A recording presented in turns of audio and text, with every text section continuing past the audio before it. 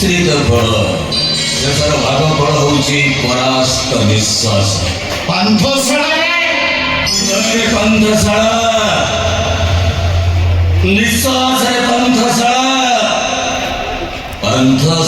ଆଜି ଆସିଛି ଆଉ ଏକ ପନ୍ଥଶାଳା ନିକଟକୁ। ସିଗାରେଟ୍ ଅଛି, ମାଚିଷ୍ଟାନ ମୋ ପାଖରେ ଅଛି, ମୋର ବି ସେଇ ବ୍ରାଣ୍ଡ। ମାତ୍ର ଗୋଟାଏ ପିସ୍ ଅଛି। ଓକେ ଓକେ ମୋ ସାଙ୍ଗ କହେ ସିଗାରେଟ୍ ଟାଣିବ ଲାଷ୍ଟ, ଝିଅକୁ କିସ୍ କରିବ ଫାଷ୍ଟ। ସେସବୁରେ ଗୋଟାଏ ନିଆରା ଚାପ ମିଳିଥାଏ। ଆଚ୍ଛା ମାନେ ମୋର କହିବାର କଥା, ଏ ବର୍ଷା ଅନ୍ଧାର ରାତିରେ ପାନ୍ଥଶାଳାରେ କ'ଣ କରୁଛ? ମୁଁ ଯଦି ତମକୁ ଠିକ ସେଇ ପ୍ରଶ୍ନ ପଚାରେ, ଖୋଜୁଛି ହଜିଲା ଅତୀତକୁ ଖୋଜୁଛି, ମୋ ଅତୀତର ପ୍ରେମିକାକୁ ଖୋଜୁଛି, ଯାହା ନାଁ ସହିତ ମୋ ନାଁକୁ ଯୋଡ଼ି ଏ ପାନ୍ଥଶାଳାର କାନ୍ଥରେ ମୁଁ ଗୋଟି ଗୋଟି କରି ଲେଖି ଦେଇଥିଲି। ମୁଁ ବି ଖୋଜୁଛି ମୋ ପ୍ରେମିକକୁ, ଯାହାକୁ ମୁଁ ନିଜ ଜୀବନଠୁ ବେଶୀ ଭଲ ପାଉଥିଲି। ଆପଣ କହିବି ପ୍ରେମିକ? ତା ମୋ ଭିତରର ପ୍ରେମ କୃଷ୍ଣ ସୁଦାମାଙ୍କ ପ୍ରେମ, ଛାଡ଼ିଆ ବନ୍ଧୁ ମହାନ୍ତିର ପ୍ରେମ। ବନ୍ଧୁ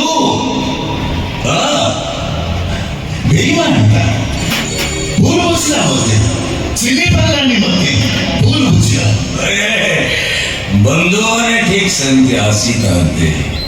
ଆସିଲା ବେଳେ ହସର ପସରା ନେଇ ଆସିଥାନ୍ତି, ଗଲାବେଳେ ଦୁଃଖର ଲୁହର ପସରା ଦେହରେ ଭିଜେଇ ଦେଇ ଚାଲିଯାନ୍ତି। କିନ୍ତୁ ବନ୍ଧୁ ବେଳେ ବେଳେ ଏମିତି ବି ହୁଏ, କାହା ଓଠରେ ଖୁସି ଦବାକୁ ଯାଇ ମଣିଷ ନିଜର ଶତ୍ରୁ ପାଲଟି ଯାଏ, ଦୁଃଖର କାରଣ ପାଲଟି ଯାଏ। ଏଇ ଯେମିତି ମୁଁ ମୋ ସାଙ୍ଗର ହେଇଗଲି। ଆଚ୍ଛା କୁହ ଏ ବର୍ଷା ଅନ୍ଧାର ରାତିରେ ଏଇ ସବୁ ଗୀତ ଶୁଣିବାରେ ଗୋଟେ ନିଆରା ଚାଲ ଥାଏ। ସ୍କୁଲ ବେଳର ସାଙ୍ଗ, ଗୋଟେ ସାଇକେଲରେ ସ୍କୁଲ ଯାଉଥିଲୁ, ଗୋଟିଏ ଟିଫିନ୍ ଅଧା ଧରି ଖାଉଥିଲୁ।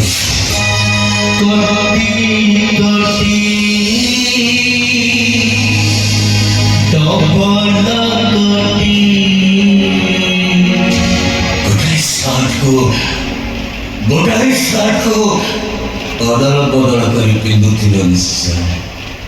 ଜଣେ କିଏ ଝଗଡ଼ା କଲେ ତା ପାଇଁ ଆଉ ଜଣେ ଫାଇଟିଂ କରିବାକୁ ବାହାର କରୁଥିବ ନିଶ୍ଚୟ।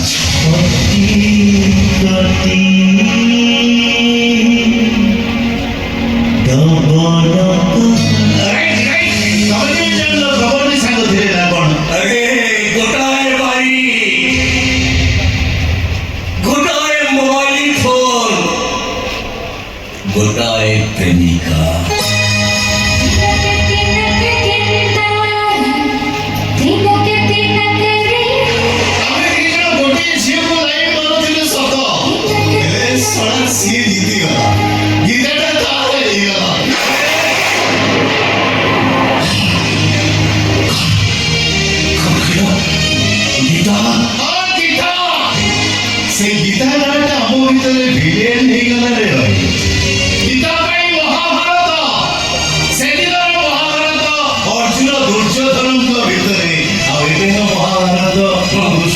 अर्जुनଙ୍କ ଭିତରେ ଦେବୀଦାସ ମିଶ୍ର ଆଶୁତୋଷ ଭିତରେ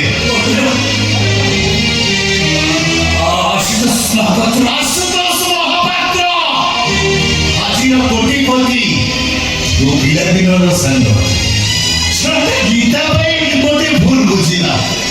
ହେଲେ ଆସୁ ମୁଁ ଆଉ ଗୀତା ଗୋଟେ କାରରେ ଦାରିଙ୍ଗବାଡ଼ି ବୁଲିବାକୁ ଯାଉଥିଲୁ, ହଠାତ୍ ଗାଡ଼ିଟା ଘାଟି ତଳକୁ ଖସି ପଡ଼ିଲା। ପ୍ରଥମେ ମୁଁ ଭରେଇଲି, ତାପରେ ଗୀତା, ଆଉ 2 ମାସ ପରେ ଆଶୁତୋଷ। ମୁଁ ଘରେ ଥାଇ ଗୀତା ମୋତେ ଫୋନ କଲା, ମୁଁ ପଚାରିଲି କୋଉଠି, ସେ କହିଲା ଡକ୍ଟରଙ୍କ ପାଖରେ। ମୁଁ ଯାଇ ପହଞ୍ଚିଲି, ଦେଖିଲି ଗୀତା ଚୁପଚାପ ଠିଆ ହେଇଛି, ମୋତେ ଦେଖି ସେ ପିଲାଙ୍କ ଭଳି କାନ୍ଦିଲା। ମୁଁ ପଚାରିଲି ଡକ୍ଟର କ'ଣ କହିଲେ, ସେ କହିଲା ଡକ୍ଟର କହିଲେ ଏ ପିଲା ଜୀବନରେ କେବେ ମା ହେଇପାରିବେ।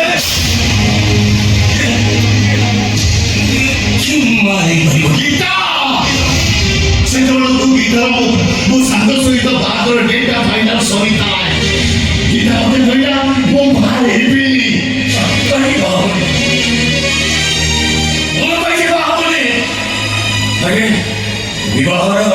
ସନ୍ତାନ ସୃଷ୍ଟି କରିପାରିବ ନା? ଅନେକ ବୁଝେଇଛି, ବୁଝିନାହାନ୍ତି। କହିଲେ ନିଜ ପ୍ରେମିକକୁ ପାଇବା ପାଇଁ ଗୋଟେ ଭବିଷ୍ୟତ ନଷ୍ଟ କରିବା ପାପ ହବ। ଏଇ କଥାଟାକୁ ତମେ କଥା ପ୍ରେମିକକୁ ଜଣାଇ ପାରିଥାଅ। ରାଣ ପକେଇଦେଲା, ମୋ ସାଙ୍ଗର ରାଣ। ଭଗବାନ ତ ରାଣ ପକେଇଥିଲେ ମୁଁ କହିଦେଇଥାନ୍ତି, ହେଲେ ମୋ ସାଙ୍ଗର ରାଣ ପକେଇଦେଲା।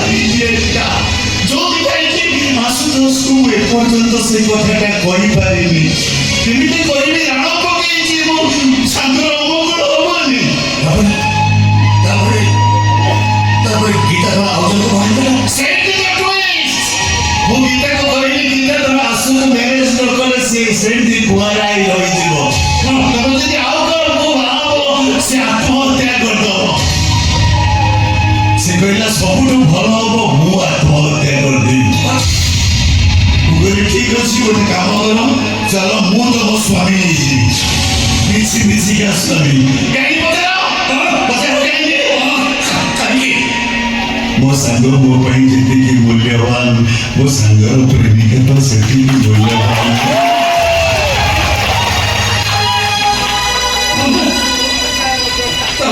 ତମେ ଦି ଜଣ ମିଶିକା ସ୍ୱାମୀ ସ୍ତ୍ରୀ। ତା ସିନ୍ଦୁର କେବଳ ଏ ଦୁନିଆ ପାଇଁ, ତା ହାତର ସଂଖ୍ୟା ବଦନାମରୁ ବଞ୍ଚିବା ପାଇଁ, ଆଉ ତା ହାତର ଗୋଟିଏ ରାକ୍ଷୀ ବର୍ଷକରେ ମୋ ହାତ ପାଇଁ।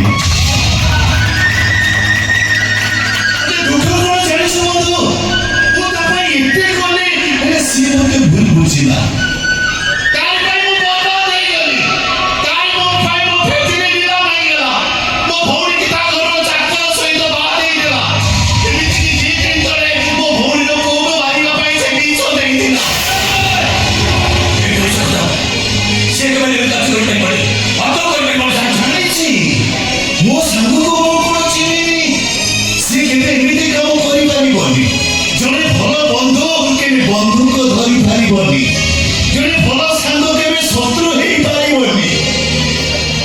ଜାଣିଛ, ଆଜିକି ଠିକ 20 ବର୍ଷ ତଳେ ଆମେ ଏଇଠି ଦିନେ ଥିଲୁ।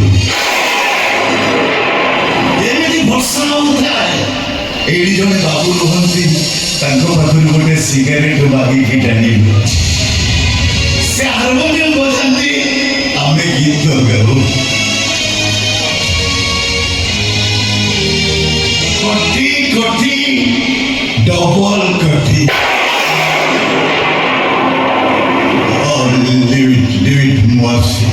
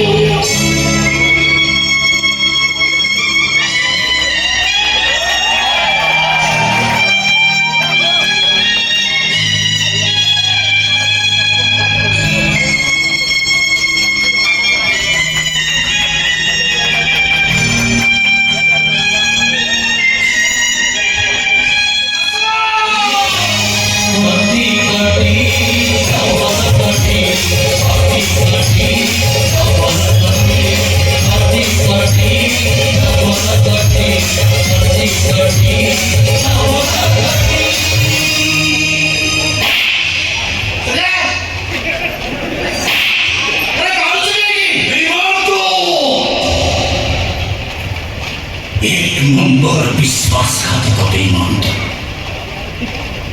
अरे अरे इतने बड़